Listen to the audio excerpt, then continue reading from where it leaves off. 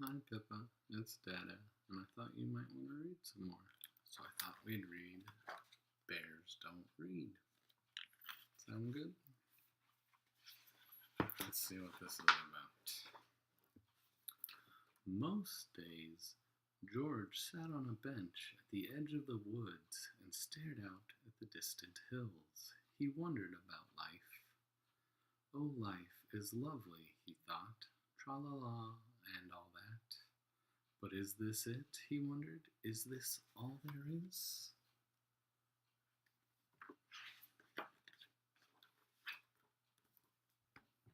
His brothers and sisters never wondered about anything. They were perfectly happy chatting, fishing, and doing the usual bear things, and telling the same old stories over and over again.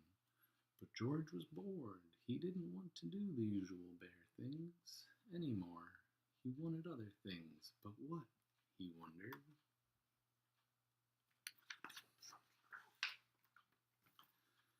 Then one day, as George was strolling through the forest, he found a book lying beneath the tree. Somebody must have lost it, he thought. How interesting. Inside it were pictures of a bear, just like him. On the other pages there were lots and lots of words. Each one, even the tiny ones, is saying something, he thought. If only I knew what it was. And this bear is having an exciting life. Not like mine, George sighed. But then he had a brilliant idea. He rushed home to tell the others.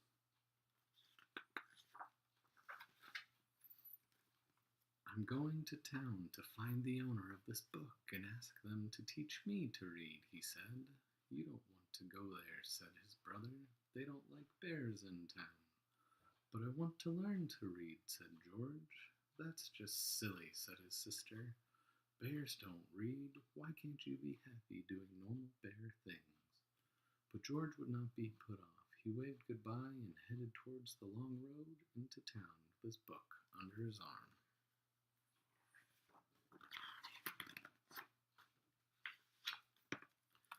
George walked for a whole day and a whole night, stopping to rest on a grassy hill under the sparkling sky. Before he slept, he opened the book again and gazed at the words. Already he felt the world was a more interesting place.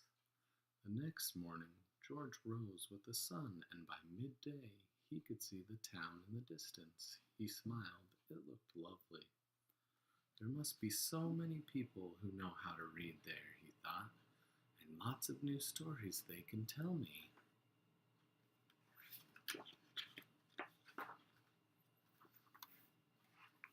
But when he arrived, everyone was running. Some were even screaming. Wait, cried George. He showed the book to a woman rushing by. Do you know whose this is? He asked. It's from the school, she shrieked, and pointed to the red building. Bear, somebody shouted. Call the police. How peculiar, thought George as he walked towards the school. Peculiar is a big word for a bear that doesn't know how to read. That's just me. Inside the school, there was a complete silence. Where was everyone? George peered over the desk. Hello, he said, but there was nobody there. Suddenly there was a shout. Freeze! Hands above your head. George was surrounded by policemen. What's the matter? He asked nervously. You're a gigantic, great grizzly bear, shouted the chief of police. That's the matter. They moved towards him, holding up their shields. George is in trouble. I don't want any trouble, said the chief. George didn't want any trouble either, only found it. It wasn't his fault. He was a gigantic, great grizzly bear. He held the book tightly in his paw.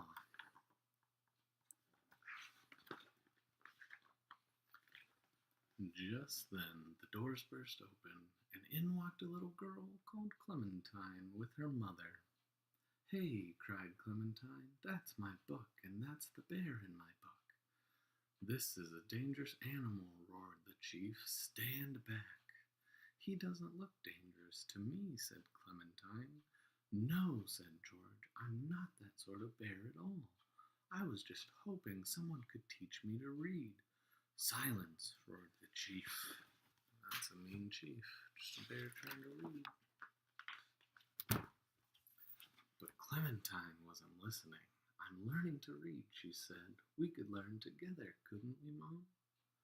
Clementine's mother looked at George. She could see he was a perfectly nice sort of bear. I don't see why not, she said. So you'll take responsibility for this bear, will you, madam? Asked the chief. Certainly, said Clementine's mother, and there's no need to shout. She held out her hand to George.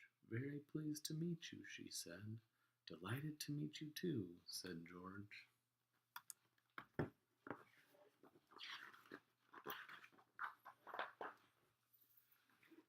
George moved into the summer house at the end of Clementine's garden, and each day after school, Clementine showed him everything she'd learned. It wasn't long before George knew all the letters of the alphabet.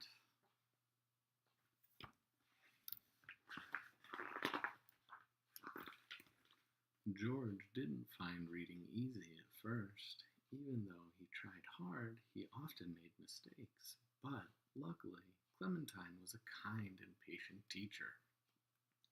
Sometimes the chief came to see how they were getting on.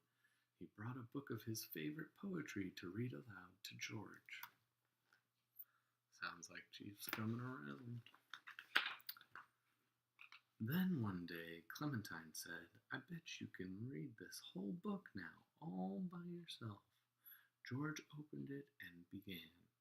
Once upon a time, there was a large brown bear who found a book lying under a tree. He read the whole book, all the way to the end. Bravo, said Clementine. We knew you could do it. And for George, that was just the beginning. Bears don't read until you get to the end of the book, and then they do. I hope you had fun, Pippa. Miss you. Love you.